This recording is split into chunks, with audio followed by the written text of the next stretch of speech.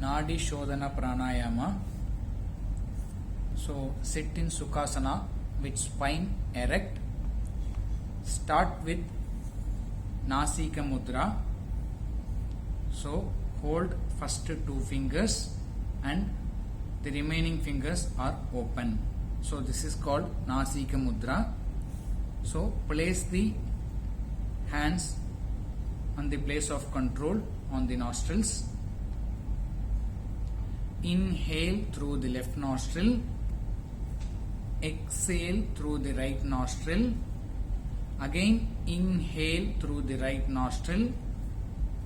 Exhale through the left nostril. This is one time. Once again, inhale through the left nostril. Exhale through the right nostril. Inhale through the right nostril. Exhale through the left nostril. Place the hands on the knees and relax. Benefits: it creates pranic balance in the body.